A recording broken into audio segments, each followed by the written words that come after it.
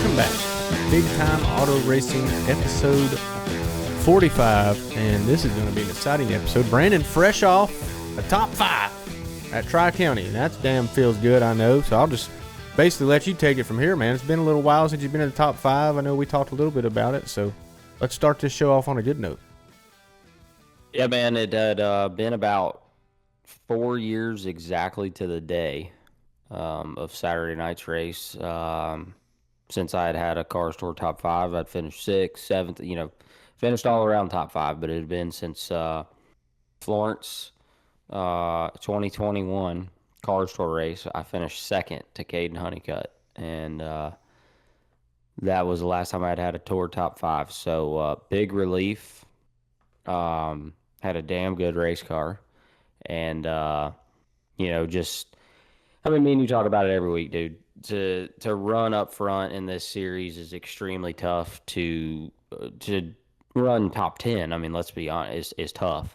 Mm-hmm. You go run top 5, that's when you start putting yourself in the realm of having a chance to win one of these things, for normally how they get, so exciting. Well, and at one point you were 3rd, through the corners. I mean, you were battling for 4th, 5th. I mean, but there was definitely times where you 3 wide bottom for 3rd. So a lot of damn good racing. I'm sure a lot of white knuckles too that night.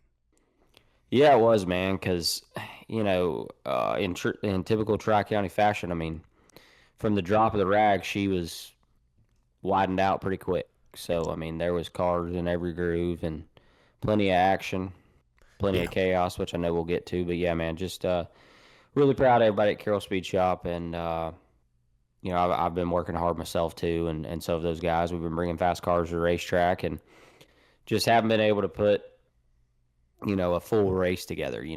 We've been running up front and get caught up in somebody else's mess or make a mistake. It's easy to do, and but it was just nice to finally, from start to finish, put a full race together and come out with a good result. Yeah, and you were good too. I mean, from the jump, we'll talk about your whole race, but it was no fluke deal. It's not like you got a lot of attrition there. I mean, that was had a really good car, and it was fun to see you running up front. I know me and Allie was pulling like hell for you and Landen both. It was very exciting. We'll get into more of that. Your teammate himself, he made the race very exciting too. So you guys put on a show for sure. So he's pulling like hell for you.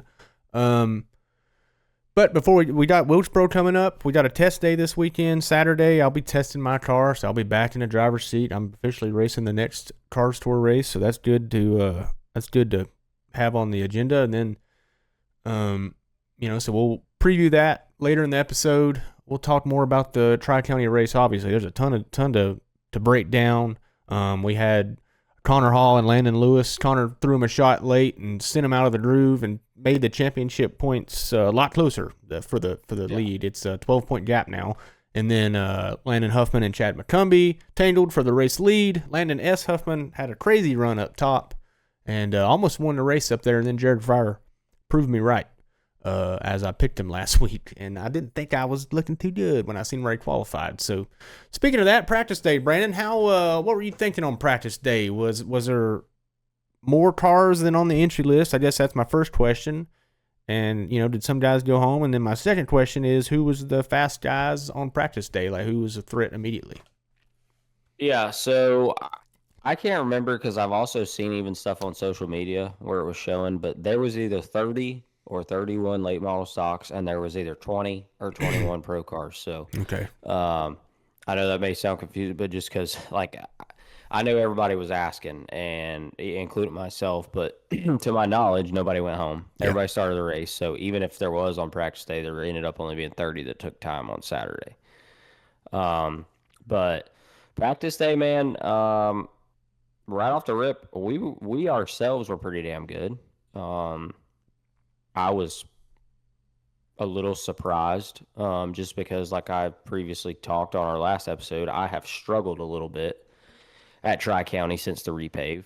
Were you focusing on the bottom early? Like in practice day, are you running the bottom there, middle, top? Or? Yeah, and then, me and you joked about it at the parents that came over the weekend. I've not been to Tri-County at all this year, folks, so I kept hearing Dylon and Landon and a few other people talking about a asphalt strip at Tri-County. Okay, well, anybody that's been there before there's kind of always been a patch or a strip that they had some issues with in the past since the initial repave. And I would say it was probably, I don't know, 10, 12 foot long by probably 2.5 feet wide. So that's what I was figuring, is that spot had been screwed up again and they fixed it. Well, no, I guess they got tired of screwing with that spot. So they did the whole fucking corner. Mm. Yep. And it's its own lane now. So when I pulled in, I was like, holy shit. Well, there's that. So I immediately went down there and I immediately about busted my ass too. Because it is very slick still right now, and especially in the daylight. It definitely seems like at night, I think, because the pace comes down a little bit, rubber gets on it.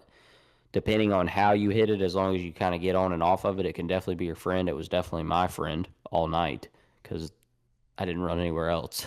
Yeah. So yeah, I was pretty impressed with our speed. But back to your question, I mean, we've already talked about him once, but I thought Chad Montgomery was fast all weekend long.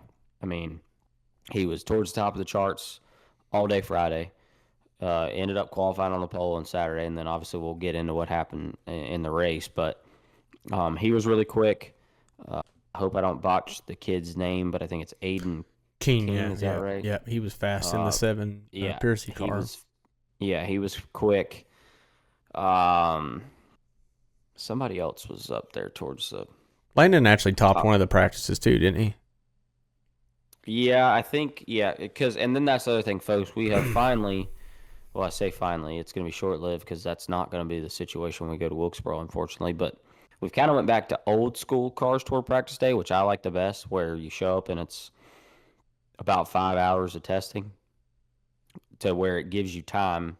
Nobody's going to actually go out there and use the whole 5 hours. I'm saying as far as, running hundreds of laps. But it actually gives you a chance to get there, not be rushed, make some extravagant changes if you want to try to swing the balance of your car and actually have time to give the changes a chance versus you're not having to time the which division's out there and all that to kind of right. So I like that so much better. So with that, there was definitely a lot of people throwing on tires throughout different portions of the day, and I think by the end of it, I think it was still the Piercy car, that Aiden King kid, by the time I left on Friday. So that carried over into Saturday as well. I'm pretty sure he topped the chart, I think. Yeah. On Saturday as well. Did. So we were pretty good Saturday. We weren't as good on our mock run as we wanted to be. But it also was way hotter Saturday than I thought it was going to be. Like when I looked at the weather, and it wasn't really supposed to be sunny, and I'll be damned, sun was definitely out, and she was pretty greasy and slick throughout practice.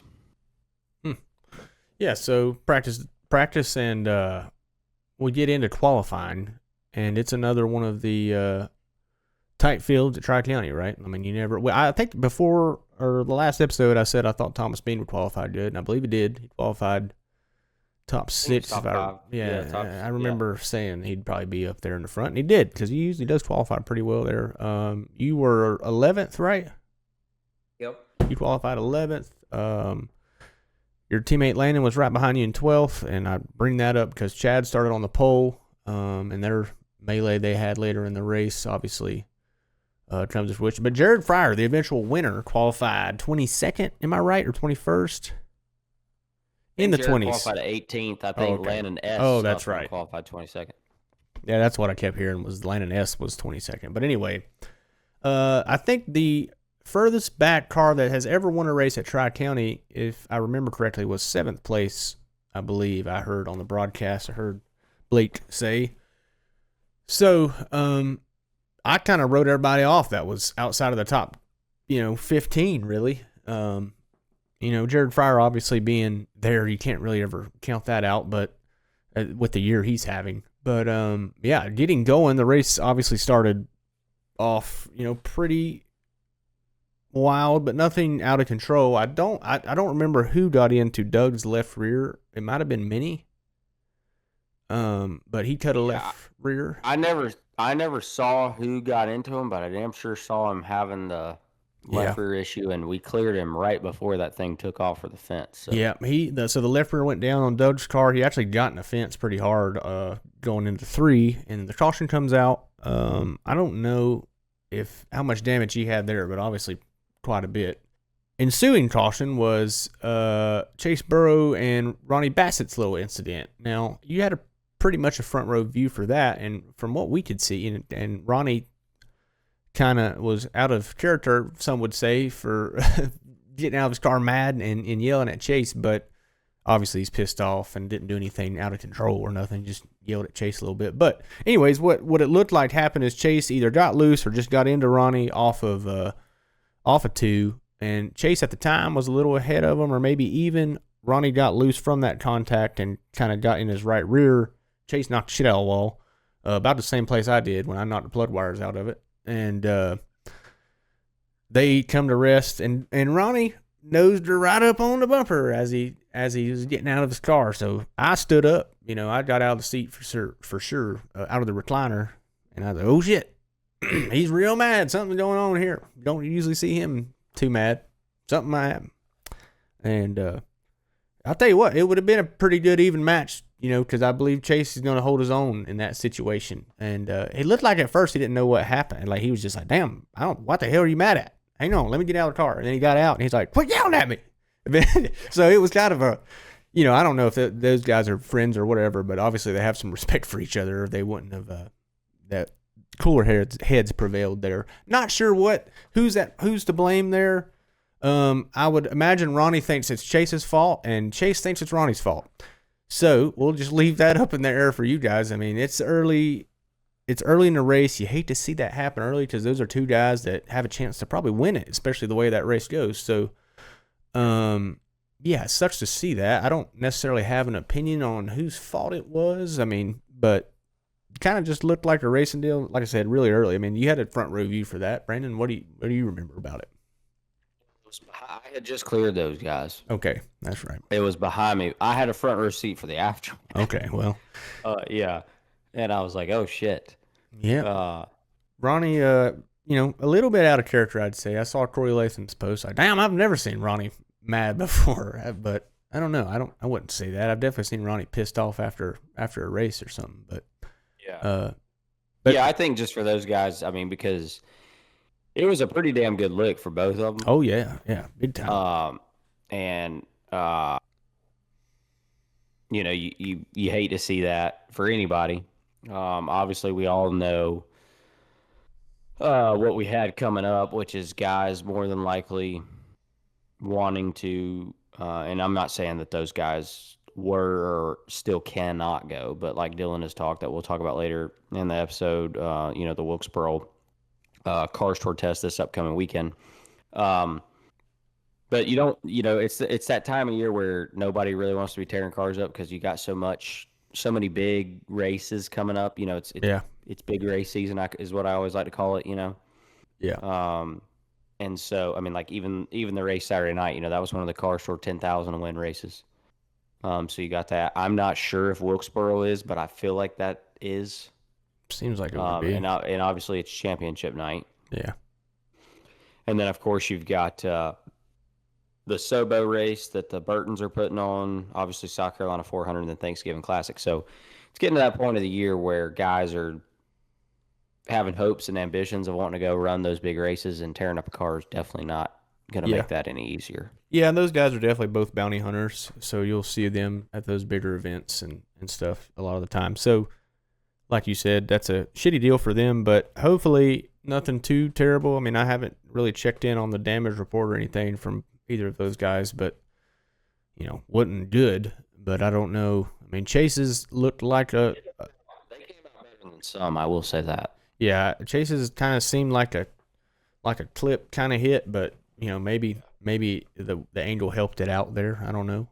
But definitely rattled his cage for sure. So glad to see that Chase and Ronnie was obviously both okay, and cooler heads prevailed. Obviously, they were upset with each other, but those are both good perennial names in the Cars Tour, and you want to see rivalries and stuff. But those are two guys I don't think anybody really expected to be damn rolling around the track like two crazy, fighting like hell. I mean, I think everybody it cooler heads prevailed like pretty much everybody expected it to. Yeah, because I like both of them.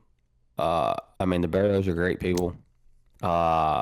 Chase is a good race car driver, and their family's fun to be around. And then Ronnie and his family, I mean, they live about 20 minutes from me, not even. So, and it's obviously, been a racing family name that's been around for a long time. So, and then like you were saying too, though, when I saw it was those two that got together, they're kind of similar, as far as who they are as a racer, I guess and so I was like, oh shit, this Yeah. this might not. That's kind of the same vibe I had. I got off the couch for sure. I'm like, damn, this could either be really good or really bad here. I don't know what I want to happen, but glad cooler heads prevailed, and maybe they shook hands at the end of the night. Who knows? Maybe they hate each other. We'll find out at Wilkesboro, I guess. Next big caution would have been. It was when Dale got into Donnie. When Strauss got around, and Dale, I believe, got into him, and that cut his left rear. And essentially he about squared him up right in his damn lap. Yeah, barely missed him. Dale, I'm sure, maybe shit his pants just a little bit there, but was able to not inflict a ton of damage. Unfortunately, it just hit the left rear, cut the tire, and obviously that's that hurt your night pretty bad there. He rebounded to 12th though, so pretty good night for Dale, all things considered, for sure. Yeah, hell of a run, because I remember I was watching his interviews, and they're always fun to go back and watch, but it's so fun to watch how animated and excited he gets. Yeah. But he's like, man, I was so damn loose. Like you could tell he wanted to say we were fucked, but he was like. Minnie got turned. I can't remember who turned him, but I believe Trevor. Yeah. He kind of jumped in front of Trevor there. I think Trevor was expecting Minnie to take the bottom, is the way it looked to me, and Minnie kind of jumped to the middle. And Trevor couldn't get checked up in time, turned Minnie around, and it actually turned Trevor around, and he got his whole nose ripped off in the process. That was good for you there. You got a couple spots out of that, I believe, right? You just missed that wreck. So, like we were talking, those guys were pretty much running the middle, like right in that strip we were talking about, or just above that seam. By that point in the race, I had committed to wrapping the inside wall, like about touching it. Thought I was at Florence. Yeah. On both ends. So when I turned off in the corner into one, I was close enough to those guys that I seen them kind of all get trained up, I'd call it, like you were saying, where Minnie shot back up in front of them. And I was like, there's no way in hell Trevor's going to be able to get checked up. This is probably going to be a wreck. And about that time, it was pretty abrupt how you see, Minnie's car turning sideways. Yeah. And I immediately just dumped out of the brake and tried to roll the bottom as quick as I could, because I had Eatman to my outside. I want to say Connor Hall was outside him, or there was quite a few of us out. And I'm like, everybody's going to be finning for the same racetrack right here because there's a roadblock. So, I hated to see that for those guys, but, we did scoot by there and benefit from that a little bit. That wreck there, actually, that took out, obviously, Trevor. And Trevor was a early factor. He led some laps, I believe. I don't know what laps he led, but he did lead some laps and charged. Was McCumbie's definitely biggest competition. And I think McCumbie maybe doesn't get ran down by Huffman as easy as he did if, it didn't really end up happening. But he doesn't get ran down by Huffman if he doesn't have to burn tire up trying to fend off Ward early in the race. So Ward he's a really big factor. He just kind of had burned his stuff up, I guess, at this point, or kind of lost the drive, and was involved in that wreck. And at this point, Landon Huffman, hopefully they just don't. I mean, I think everybody at this point doesn't get confused on Landon S. Huffman and Landon Huffman. Obviously, we will refer to Landon S. Huffman as Landon S. Huffman, but it will get confusing for anybody that doesn't know by now. There's two Landon Huffmans in the field this week.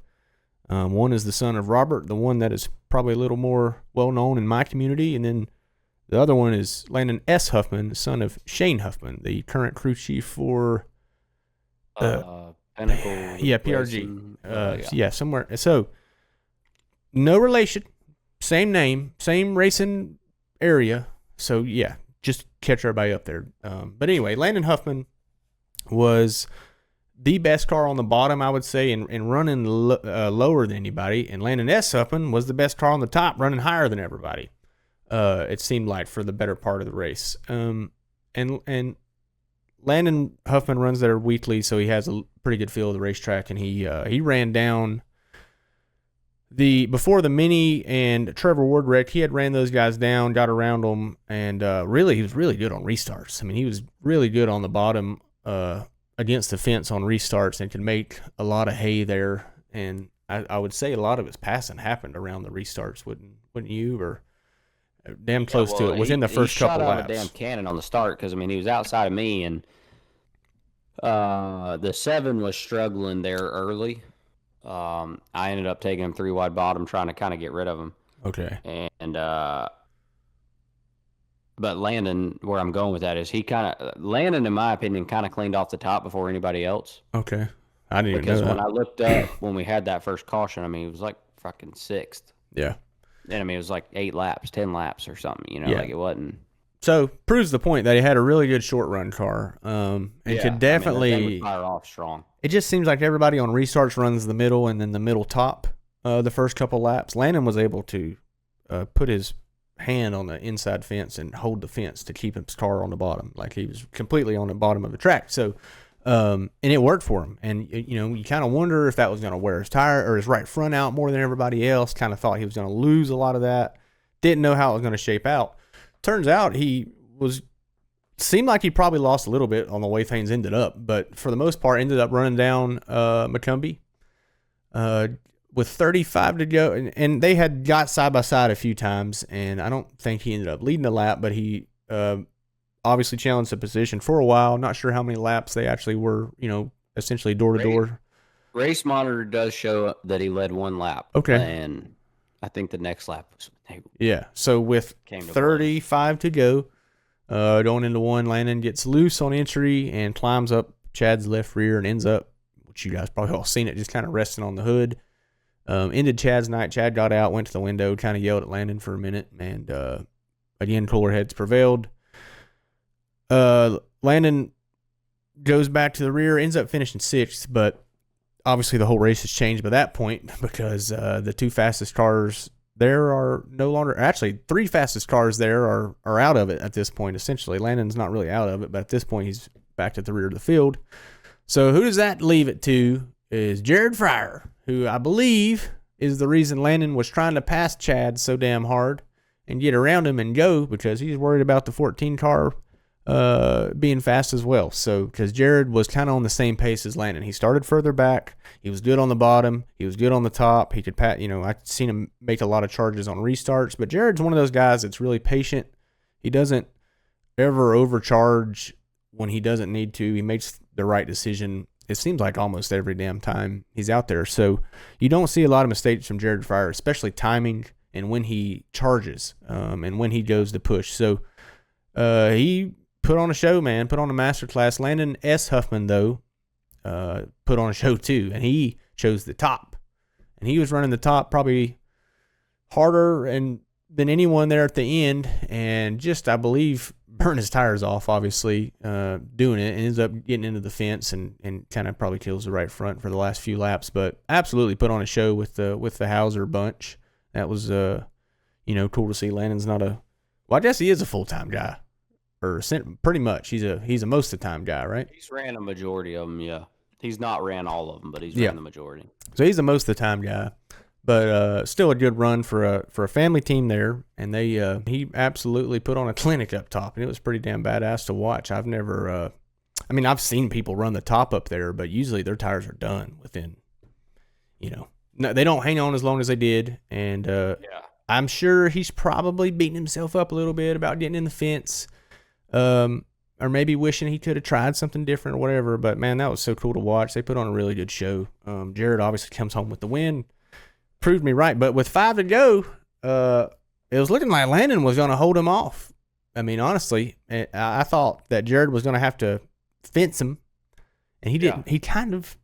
He got into him. He didn't really fence him, I don't think. Just kind of fed him a door going in the corner a couple times. And I think Landon tried to do a little too much getting in the 3. and knocked the damn plug wires out like I did. And I'm telling you, it's an easy place to do it. Been there, but nonetheless, what a great show. I mean, you had a good damn view for it running in fifth, I'm sure, but that is what I want to get to next. I mean, obviously the finish was good, but from third to seventh, it was a hornet's nest there. Y'all were swapping. You were almost third, right? I mean, essentially. Yeah. So talk about your last 25 laps and what you've seen out the window. I know it was exciting from your perspective. Well, I saw the 29 get fucking shipped. Oh, that's right. We got to talk about that. Yeah. That happened right in front of me, and I knew it was probably going to happen, but I was hoping Connor wasn't going to do it as hard, selfishly. And the reason I say that is because me and Parker Eatman raced like hell. I mean, if I went back and probably watched my GoPro footage, I would say he was outside of me for 40 to 50 laps. Yeah. Straight. I mean, we never made contact. We held each other super damn tight, but he was running his line and I was running mine. But what I was hoping is that the 88 would kind of play roadblock there, and be able to stall out Parker and me clear both of them. But when Connor sent the 29 getting into 3, all I heard was, keep digging 4 wide your bottom, and 29's up in the shit.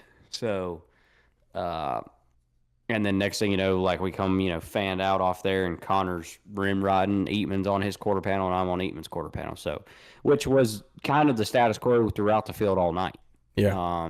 Multiple different battles. That specific one, though, it went on. I think those two finally got clear of me about 7 to go, and maybe 6 to go, and got away from me a little bit.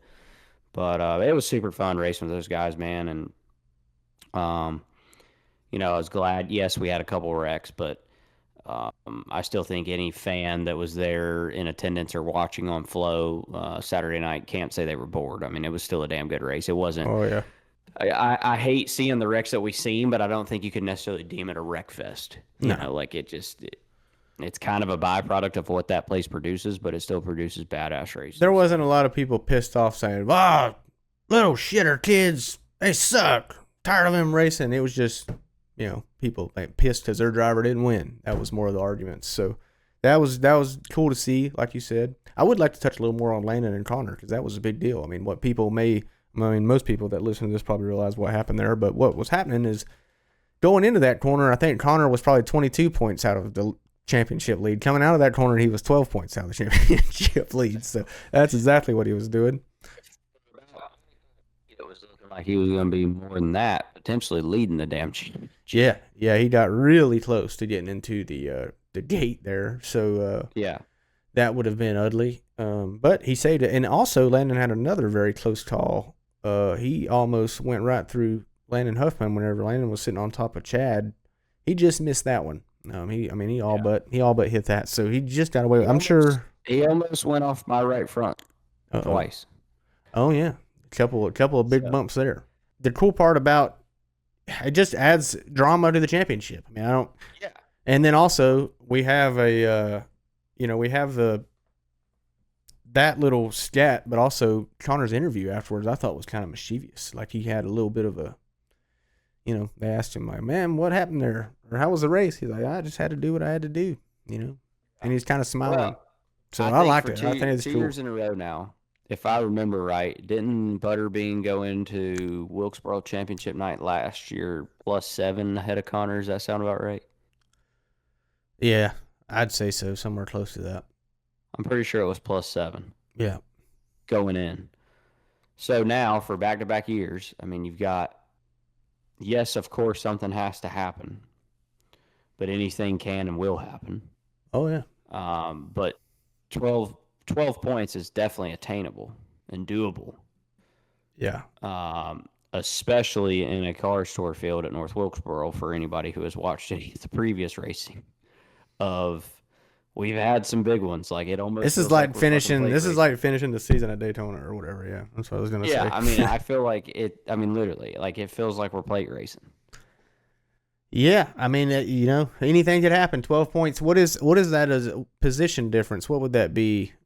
Uh, I mean, I So know at the outside end of the of year, if they're still doing it the way they used to do it, there'll be a bonus point for the most wins, bonus point for the most poles, bonus point for the most laps led. I don't know if all that stuff's already figured out, and I don't want to get people excited. I'm just speaking as Brandon Pierce, the competitor, of how I know it used to be. yeah, To my knowledge, it is still that way. The only difference this year is I think if you win, it's like a 2 or 3 point differential from second, and then go -1 from there. So the easiest way to still figure it is probably in the situation or the standpoint from the 88. It would be that he needs to qualify on the pole, lead the most laps, win the race, and the 29 finish 11th or worse. yeah. So I mean, Um, because Landon has won. If there is still the bonus points, I know the 29's won more races than the 88. the bad news for Connor in that scenario is that Landon Lewis has finished outside of the top 10 three times this year, or no, four.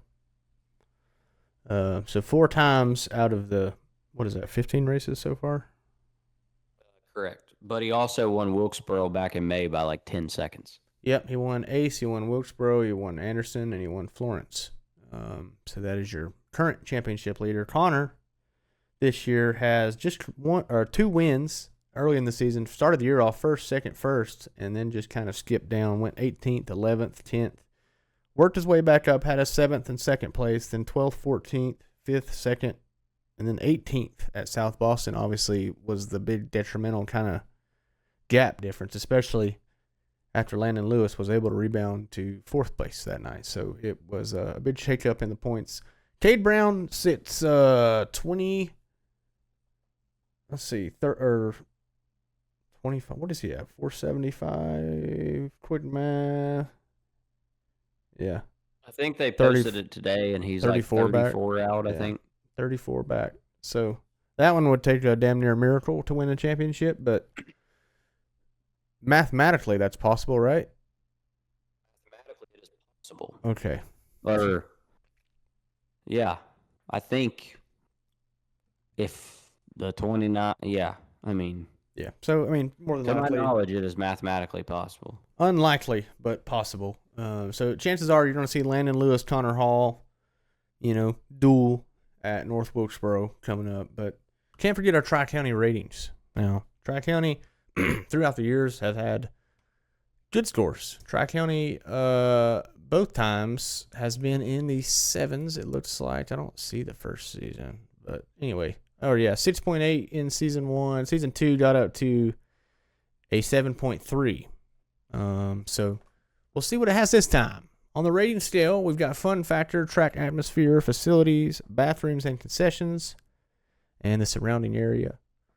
So fun factor, Brandon, how fun was it to race? I'd imagine this one's a pretty good score. Yeah, I mean, I'm gonna give it a 9.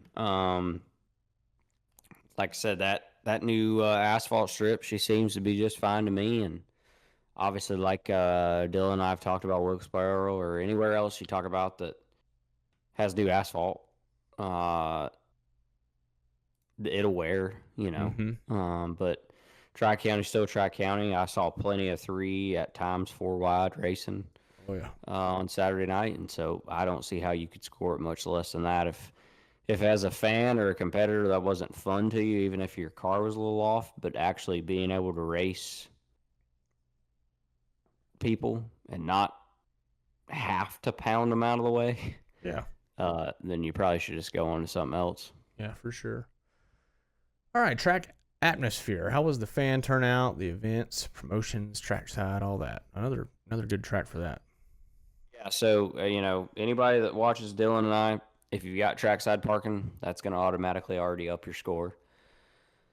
Obviously, Dale was racing with us, and it seemed like the junior effect was in full force. I was a little concerned at first around invocations of the crowd, but I swear it still funneled in more by the time I look back up there. Oh, yeah. And I think some of what hurts Tri-County is it makes it look like it's empty, but it's actually just everybody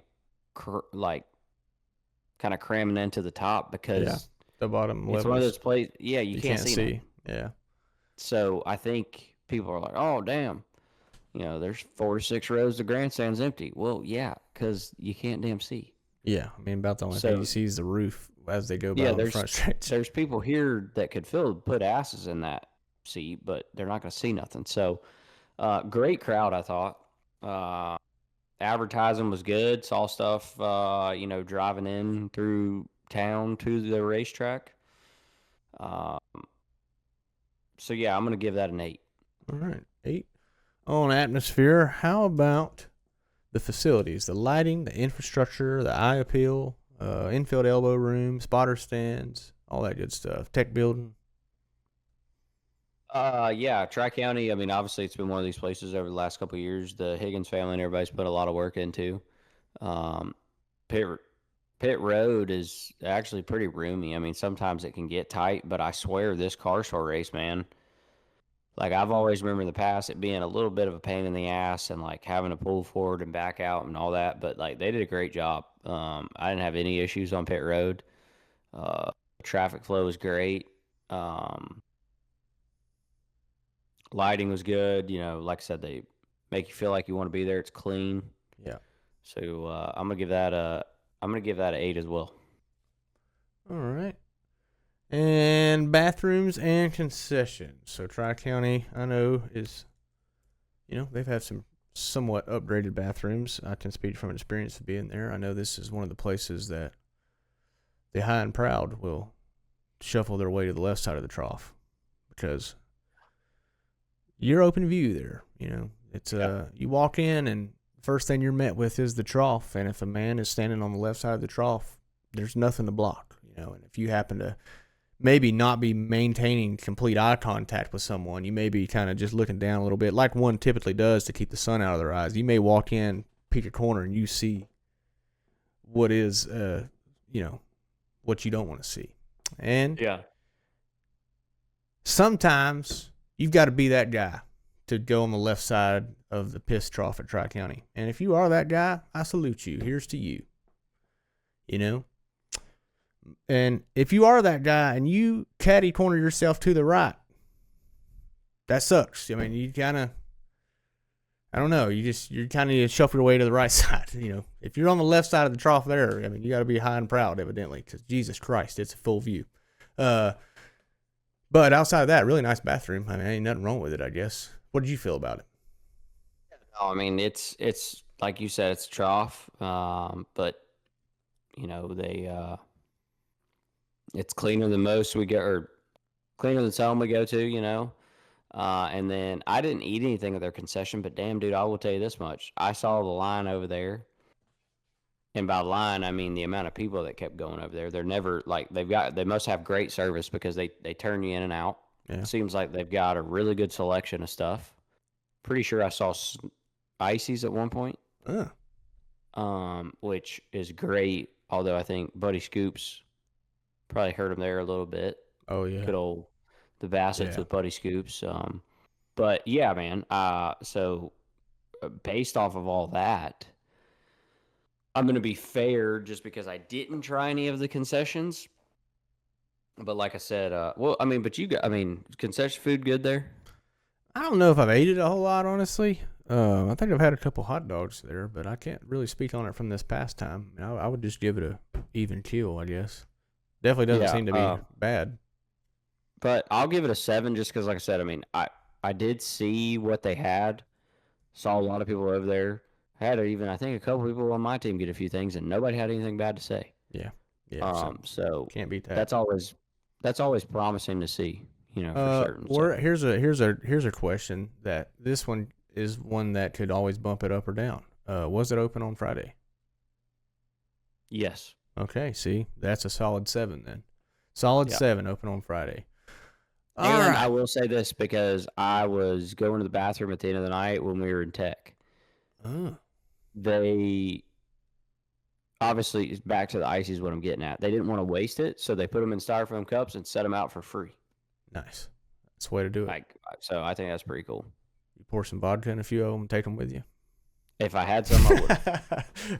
Damn right. Anyways, so 7 for bathrooms and concessions at Tri-County. Everything good there.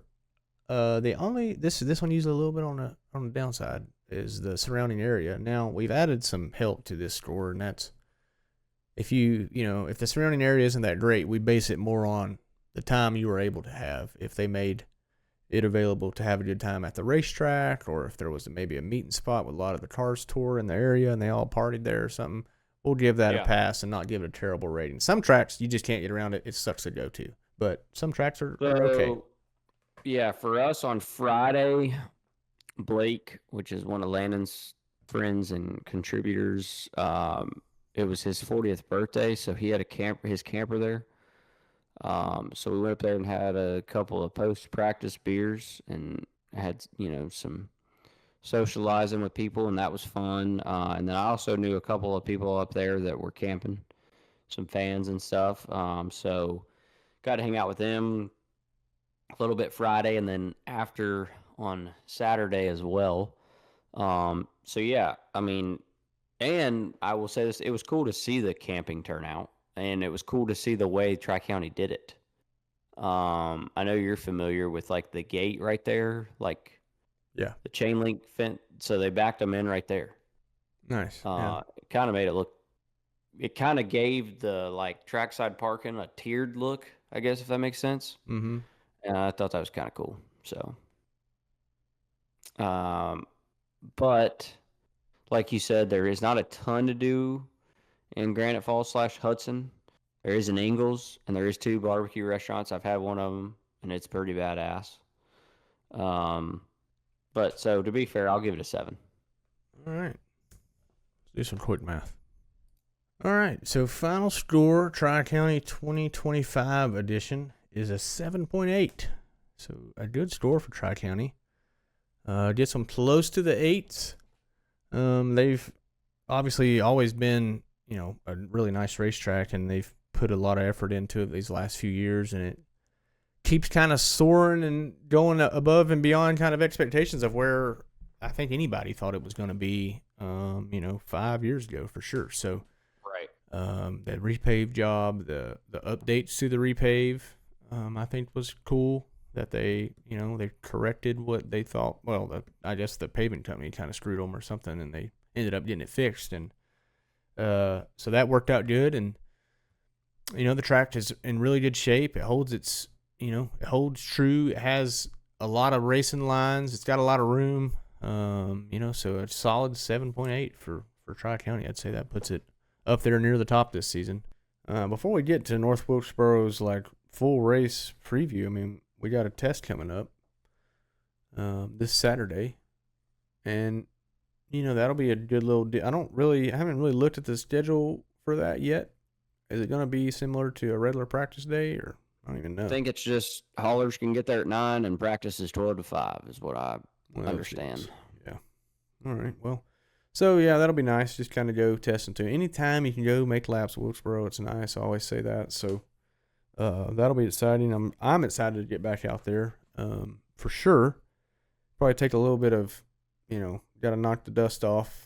And I'm excited. The good thing is we have a whole test day this time instead of just showing up to the race and figuring it out as we go. That definitely helps a lot. So the whole off the couch thing is not easy for sure. So gonna go in there and just make some laps this weekend. Probably try to build a good platform for the race itself, obviously. But I've kind of always, we've been good a couple of times, mostly just with the old asphalt. I haven't found a good balance really with the gripped up new asphalt yet. It's just not a style of racing I'm used to. So that's my biggest focus, is just getting a better handle on the high grip stuff, and figuring that out and trying to knock the rust off and getting that test day, using it to my advantage rather than kind of absolutely just it's like I said. Obviously it's chaos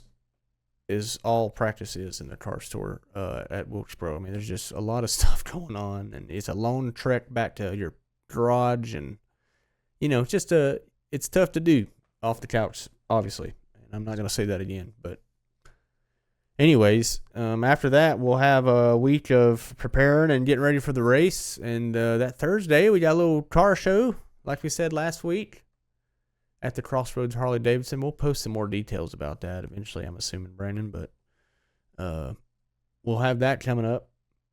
And then into the race. It's going to be a meet and greet with Dylan Wilson, myself, and Mr. Chad McCumbee. That'll be at Crossroads Harley Davidson, folks. In Wilkesboro on Thursday, October the 16th. And that's going to be from 4 to 6 p.m. And as Dylan said, there'll be some more information and some graphics coming out on that. But next Thursday, October 16th, leading into Wilkesboro week. I don't know about you, man, but it makes it feel like all the exciting things that like I did, or I guess in a way sometimes we still do.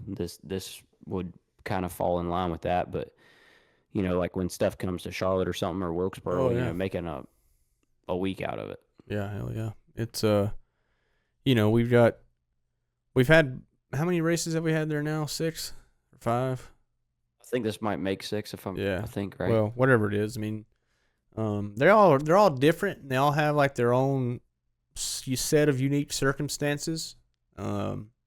It does feel like you're kind of traveling to Daytona or something when you go race there, just because it's such an oddity of a track that we go to. But at the same time, it's not an odd shape. It's just big, you know. It's just higher speeds, and the race can be chaotic, right? It can definitely you can see a lot of crazy stuff happen in it. A lot of room for that. So, just all in all, I guess what I'm trying to say is it's just another one that's going to be different. I mean, I don't know what all to expect from it. I know that obviously we got the modifieds there this time, and that'll be cool. You know, what do we have? Is the race times and all that announced yet, or is that TBA?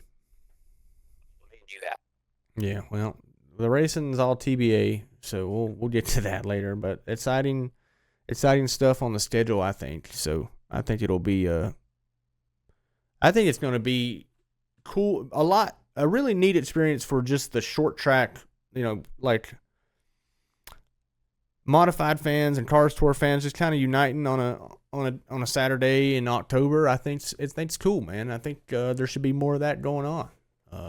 There's not a lot of room for it at most tracks, right? Like this is a rarity track that you can do that at. So yeah, I like it. I think that you know, it's probably asking for too much, but it would be cool if there was like some kind of I mean, maybe it's probably too fast for 4 cylinders these days with the grip. But back today, I'm not gonna lie, it was fun having some startup.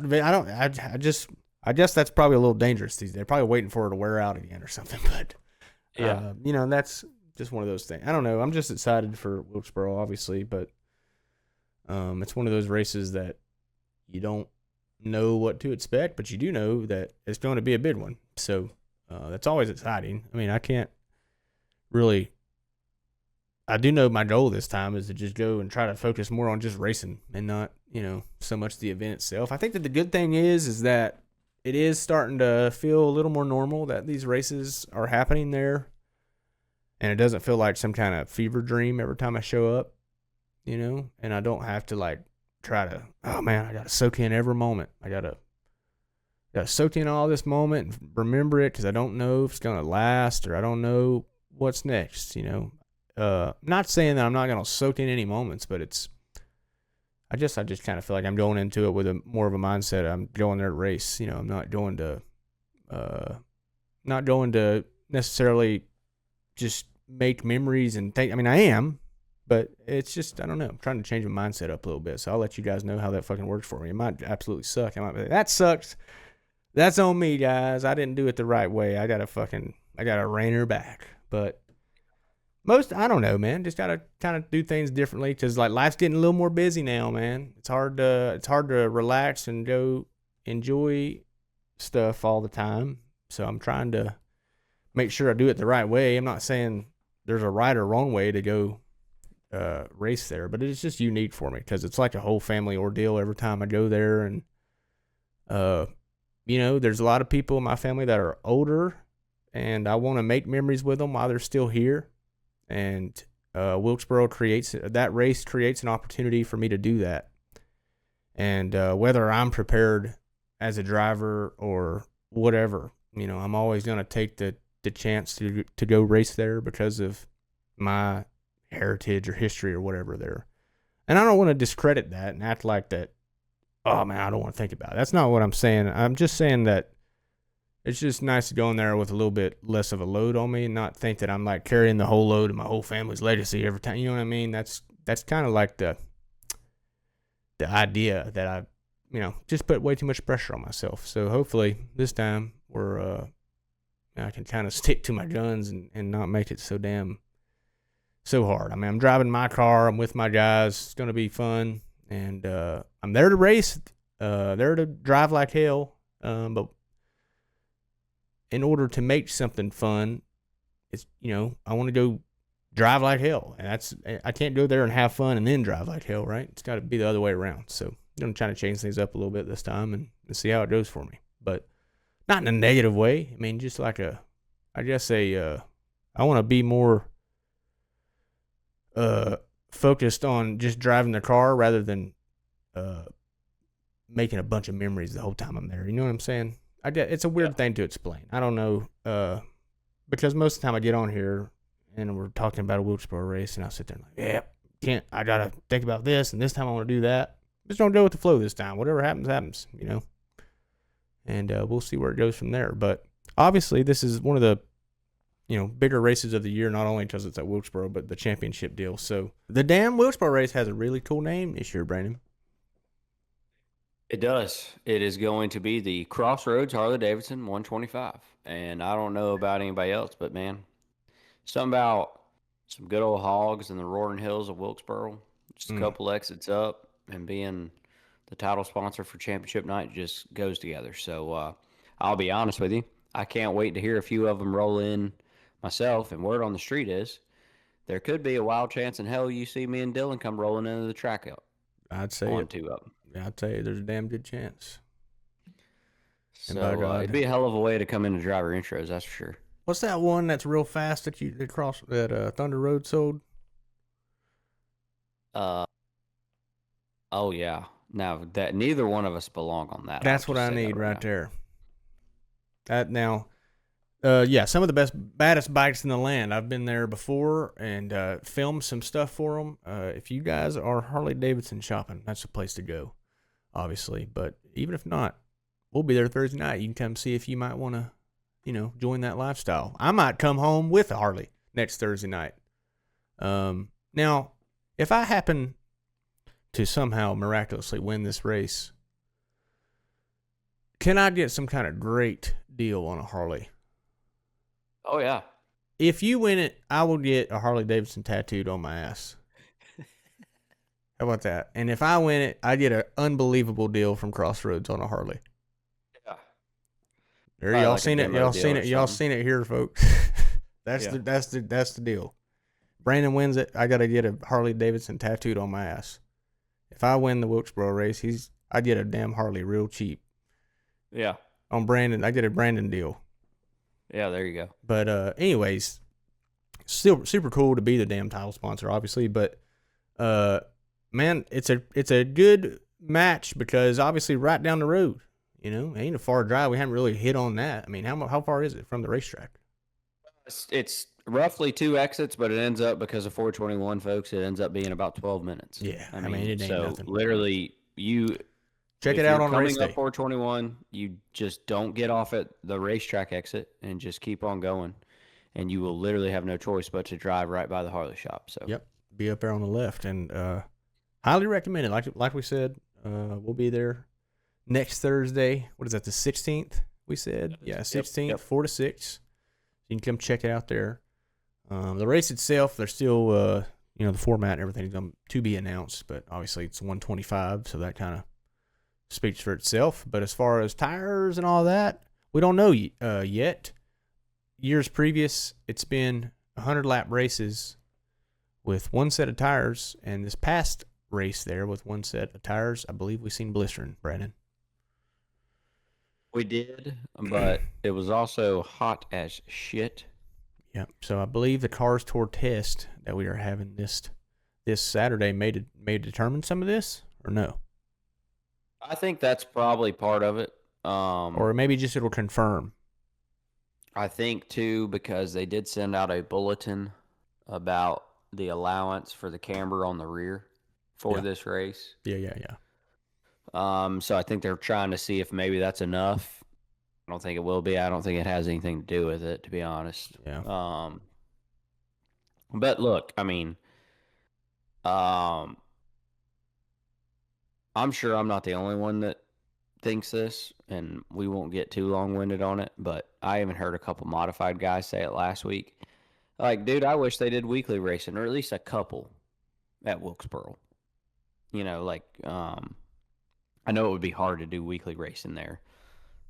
And I know there's probably other racetracks that wouldn't want to see that because Yeah. they would probably all go to Wilkesboro. But it would be cool to see them, you know, Martinsville, you know, we have the Valley Star Credit Union 300 every year. You know, Yeah. Southern National has the Thanksgiving Classic. Florence got the South Carolina 400. Hickory's got the Ingram. You know, it would be cool to see if there was potentially somewhere in the future date and time where somewhere like that still has, you know, grassroots ties to it could have a crown jewel event that and I'm not saying that a car store race isn't, of course it is, but just a standalone event of its own. That would be Yeah. cool, I think. I think if there's ever a day where Wilkesboro is only ran once in the like, there's only one car store day at Wilkesboro. If that's next year or if that's when, who knows? I think that's when that is a necessity almost. Like you have to almost run. If the car store is only there once and it's the same weekend as the All Star race, then the track's dormant the whole rest of the year, other than the modifieds. So, yeah, I mean I think that would be, almost a no brainer, right? To definitely run some type of big race like a Martinsville type of race, but maybe at a time of year where there's no conflicts or whatever. Yeah, for sure. And so yeah, that would be my. I think the only reason maybe there isn't anything there right now, or at least there isn't a huge charge for it, is because there's two car store races there, and that's kind of. I think the car store is kind of like staked that as their home track, and I like that. I want it to be that way, but I do think that, yeah, like you said, there's probably some opportunity for some type of local or some NASCAR sanctioned racing there for late models and pro late models alike, and maybe even some other divisions that seemed safe on that big of a racetrack. I don't know really how many other divisions there is outside of modifieds and stuff like that, but at least for the time being. So, but yeah, that would be cool. But nonetheless, we'll just have to see where these tires, what happens. I mean, I'm sure they're going to make a call tomorrow on, or well, you guys are hearing this on Thursday. We've already had the meeting by now, but it's they'll have a meeting. They'll probably set whatever they think needs to be done, and we'll probably go test that. They'll maybe do some tire testing at the racetrack Saturday as well, and figure out exactly what kind of readings they're getting. Should be a pretty accurate time of day, if you catch my drift on the readings, I would say, for stuff like that. So I do think it's good that we're testing, right, and not just making a blind decision on tires, because blistering that big of a track is obviously could be a big very very painful to the wallet for some tires to be blistering for sure. So we don't want none of that to happen. And maybe an extension of the race shows signs of it being a 6-tire race, I guess is what I'm implying. I don't know if that's the case, but could be, and that could definitely solve some of the blistering issues if that's what it is. Now we'll find out more, and maybe you guys already know this by now as I'm talking it. Just like I said, we record this on Tuesday night, and it's the meeting's on Wednesday, and it comes out on Thursday. So nonetheless, we're just kind of talking as we're thinking here. But it big old event, the Crossroads 125 coming up at North Wilkesboro Speedway. That's the next one on the calendar. Obviously, Me and Brandon both in that one. To give Wilkesboro some appreciation, though, dude, is there any better place we could end the season at? I don't think so. No, I'm sure there's plenty of you on here that might have a difference of opinion, and that's fine. If so, let us know. We're not saying that yours is wrong, but just if you are saying that and you haven't in person came to Wilkesboro to watch a race, especially at night, do yourself a favor and us. Yeah. And come check us out on October 18th and see if that changes your mind. Because I bet pretty damn good and well that it will. Yeah, I'd be right there with you.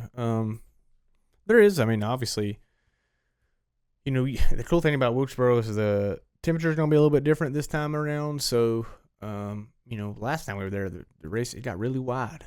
The groove got really wide, especially, both corners. Couldn't get no wider. Yeah, I mean, it widened all the way to the fence. So, that was neat to see. Now, the cup cars were there too. Trucks were there. Who knows? Maybe that changes things up. Who knows where everybody's going to be able to run on practice day? And I'd imagine up by the fence could be ugly. Playing off the top, and I don't think you are either. I don't plan on doing anybody any test dummy work, so we'll save that for somebody else. I'm more than capable and willing once somebody else has partaken in it, but that's not a place where you want to be the first. Yeah. Because you don't find out until it's too late, and normally there's only one outcome. Next thing you know, your crush panels or your rocker panels sound like a hailstorm, and you're heading straight for some foam. Been there. Anyway, going to be a hell of a race. Like you said, no better place to finish the year off at. Connor and Landon Lewis are in a tight battle for the championship. Obviously, Landon's kind of maintained a little bit of a gap here, or has a little bit of a gap, but Connor's a guy that can go in there and definitely lead every lap and win the race and not exactly shock anybody, for sure. So it'll be, up to Landon Lewis to try to, like we talked about, probably needs a top 10 run to secure a championship. He's done that about 70% of the time this year, so odds are in his favor, but especially after beating the field by 10 seconds last time at North Wilkesboro. So I would say the betting favorite. I'd put him at probably a minus 400, Landon Lewis.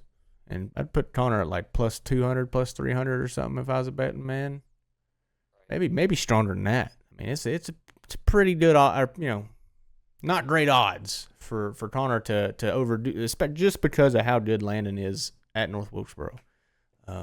Nothing to take away from Connor, but obviously Connor hasn't had the greatest luck at North Wilkesboro in the past. I mean, that's pretty obvious. A lot of championship runs there, or the past 2 years he's been, in the championship hunt there, and obviously both times it's been, not the, let's see, 2022 or 2023, he was battling with Carson, right? Last race at Wilkesboro.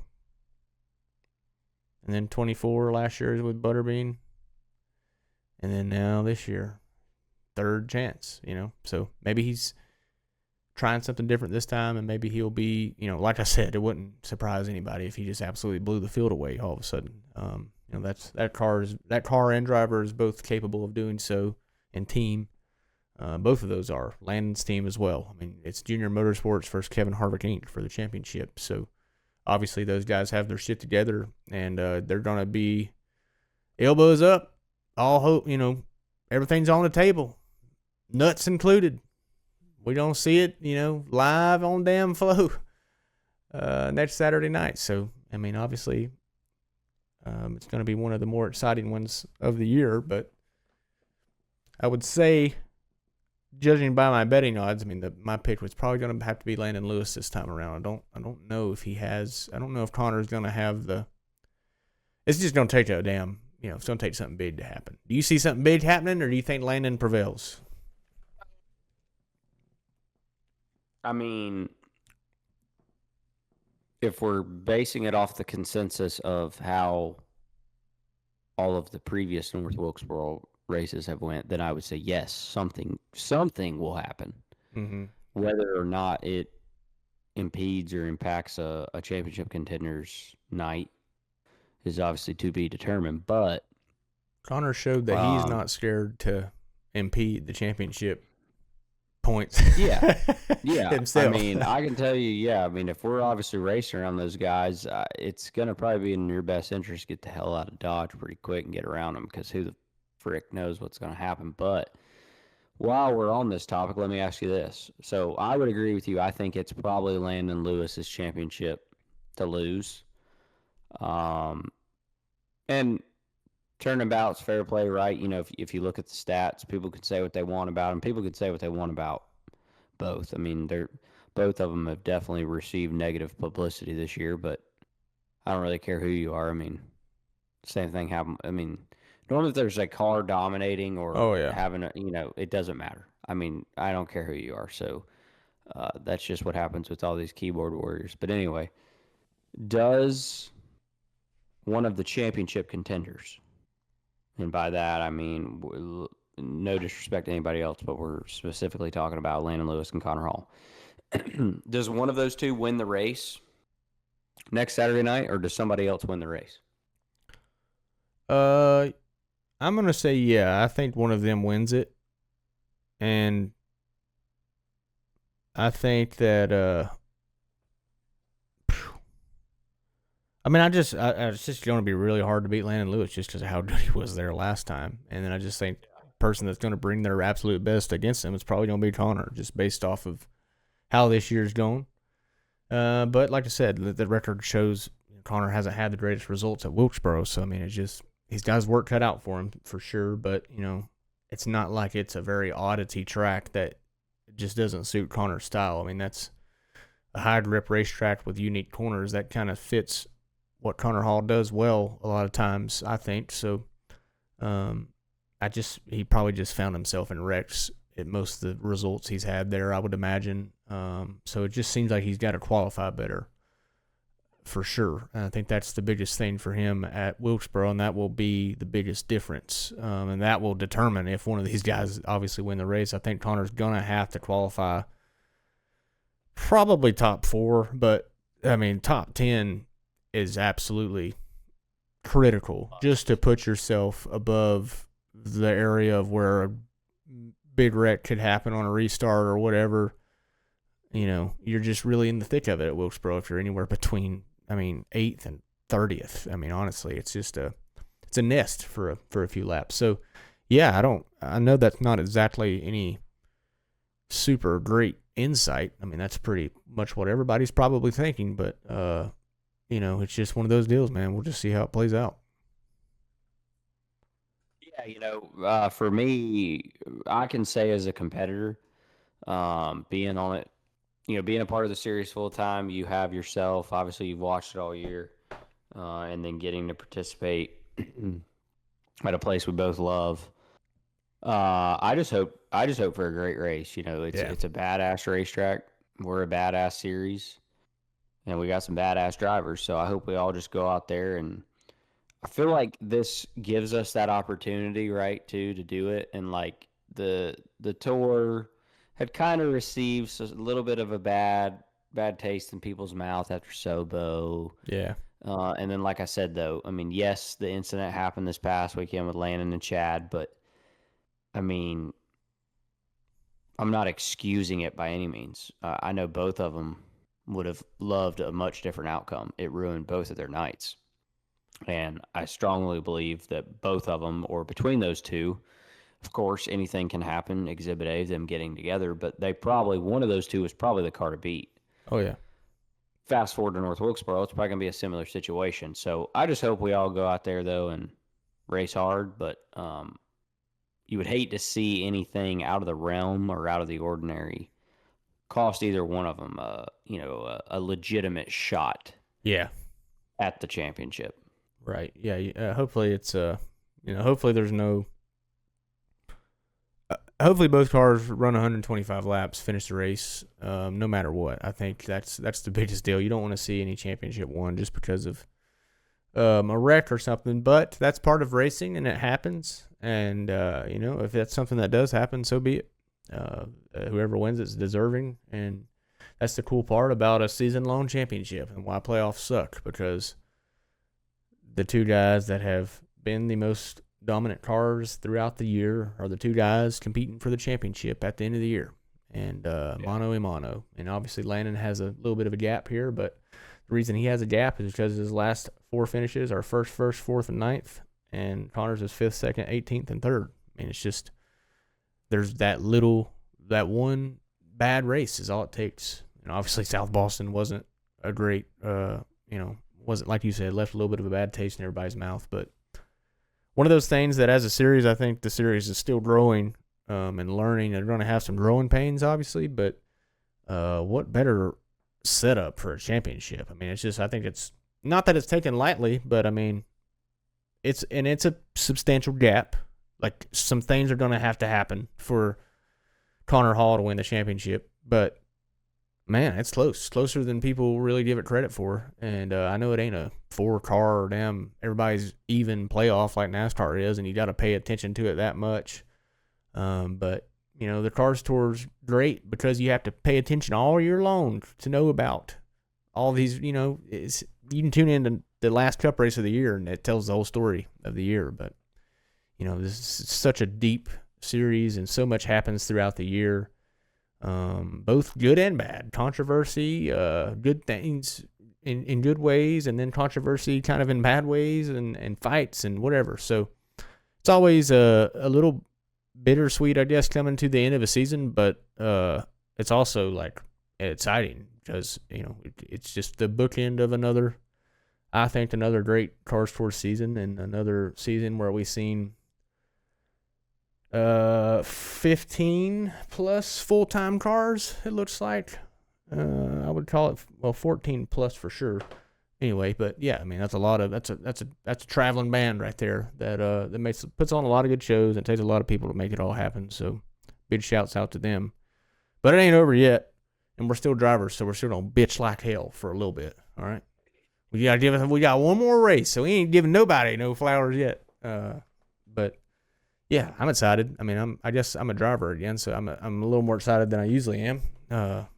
Being just the podcaster guy kind of sucks sometimes, but have got to do a lot of work at the track with Blaine and stuff this year, so I don't feel like totally foreign to the racetrack. I mean, I've been there all year and watched him progress, and he's going to be my teammate at Wilkesboro with WRC. So it'll be the first time that our family team has brought two cars essentially anywhere. Especially to a Cars Tour race. So right now the plans for me and Blaine both to run. He's going to go test with me on Saturday, and then be side by side on the next Saturday at the racetrack. So or during the race. So it'd be cool. A little bit of a different experience on that regard. A little bit more work probably headed our way, but nonetheless, I think it'll be to our benefit. It's always good to have a teammate. I mean, there's no, especially when you like them. I like Blaine a lot, so. Shitty teammate sucks, but a good teammate's always great to have, and that'll be a fun little experience. Has he ever turned a lap at Wilkesboro? Yep, on the old asphalt in a limited that first year. But so he's felt the big track, but not the new grip yet. So that'll be a new experience for him for sure. But obviously, just raced Martinsville and has raced a lot of high grip tracks throughout his life. So I think he's gonna be pretty damn good, and I'll probably be learning from him honestly. But it'll be fun. Excited, like I said, to take two cars. A little bit of a different experience and a little more work, a little more, high stress moments, I'm sure, here and there, but it'll still be for the greater good, and building something for next year and see what happens after that. I don't know. You've got, we said it last week, I guess, but you've got 3 races to go, and you got Wilkesboro, obviously. You got Martinsville again and the old Miata, and then you got Florence, the South Carolina 400 coming up. So we got a few more podcast episodes to do, and we'll obviously do a championship recap after Wilkesboro and a Wilkesboro rundown, and then I'm sure we'll jump into some more with all that stuff happening. I mean, we got deer season coming up, and didn't hockey start tonight? It starts this week. Yeah, Canes play their first game at home Thursday night. I'm not going though. I'm withholding until like you said. I kind of take a similar approach, because obviously I have similar ties to it like you. But just want to go and enjoy Wilkesboro, man. And I think the more prepared you can be for it, and not prepared as in like being so OCD, about everything or like stressed out, but just having enough time to just make sure you have all the essentials. Yeah. Taking game trips definitely hurts packing and, any responsibility. I know that. Yeah. So, I mean, now there is a game I'll probably be attending. The Panthers do play the Cowboys this coming weekend. So that's another thing. But 2 in 1 week would be tough. So yeah, obviously got the Wilkesboro test Saturday. I'm not sure. I will be there regardless. Whether or not my car will be there is TBD. If it's up to me, yes. So we'll see. But I'm going to come either way just because I love Wilkesboro that much and I want to scout out the old competition, maybe help out DW here. I need all the damn help I can get. Not from a driving perspective, just because of the fact, like you just said, they're bringing 2 cars to the racetrack. So I need the driving help for sure. But yeah, I mean, damn, It's here. It definitely got here pretty fast. I mean, I know this season. It always does, dude. We always are. It don't seem like that long ago we were up there for May week for All-Star week, but damn, it's October. So yeah, and this season went by pretty fast. I mean, I know it's not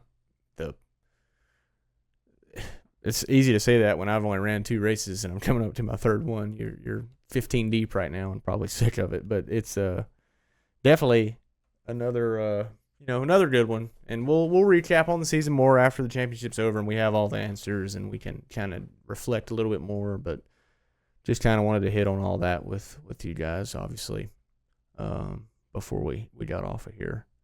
All right, well, I believe that has pretty much covered it all for this episode 45 of Big Time Auto Racing. Be sure to like and subscribe on YouTube. If you're watching on YouTube here, if you made it this far, be sure to follow and subscribe on all the podcasts, wherever you're listening to us there, Spotify, Apple, and give us a rating, review. And be sure to interact and ask questions on YouTube or on Twitter, Facebook, all that stuff when we post it, and we'll try to answer them. I didn't really go through any of the YouTube comments this past week, but we'll definitely be paying attention to them, especially going into the championship. So I'm sure you guys will have some questions there. But yeah, we will talk to you guys the next time. We'll see you at Wilkesboro this Saturday. Plan on getting a lot of content and have some surprise video announcements coming. So stay tuned on that, and we'll see you guys later.